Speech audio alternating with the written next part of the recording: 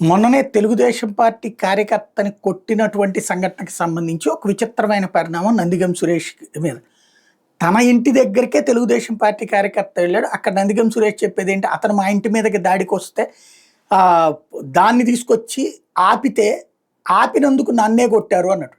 But ఈయనే అతన్ని కొట్టాడు అన్నట్టు. దీని మీద అరెస్టు, జైలు, విచారణకి సంబంధించి అడిగితే నిన్న పోలీస్ కస్టడీకి ఇస్తే పోలీస్ కస్టడీలో జరిగిన పరిణామాలను ఈనాడు రాసుకొచ్చింది.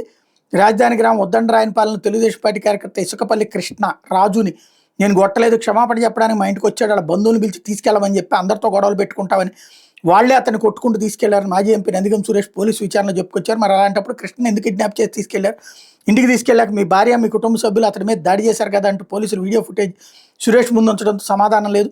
మీరు బొడ్డురాయి సెంటర్ అందరూ చూస్తుండగానే కృష్ణపై దాడి చేయడం వాస్తవం కాదా, అందుకు సంబంధించిన ఆధారాలు ఉన్నాయని పోలీసులు చెప్పగా తానేమీ కొట్టలేదని, ఆ సమయంలో అతను మద్యం మత్తులో తిడుతూ తన మీదకే దూసుకొచ్చాడని దాటవేత దూరంలో నందిగం సమాధానం ఇచ్చారు.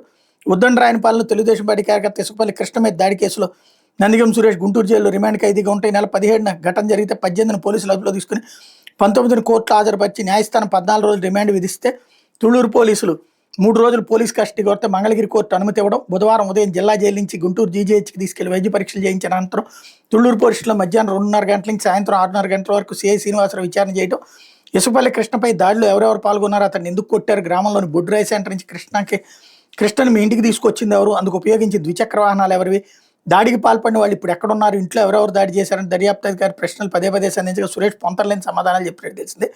మొత్తం 25 ప్రశ్నలు అడిగినట్టు సమాచారం. చాలా ప్రశ్నలకు ఆయన బుకాయించేందుకు ప్రయత్నించినట్టు తెలిసింది. సురేష్ తొలి రోజు విచారణ వ్యక్తిగత న్యాయవాది సమక్షంలో సీసీ కెమెరాల మధ్య జరిగింది.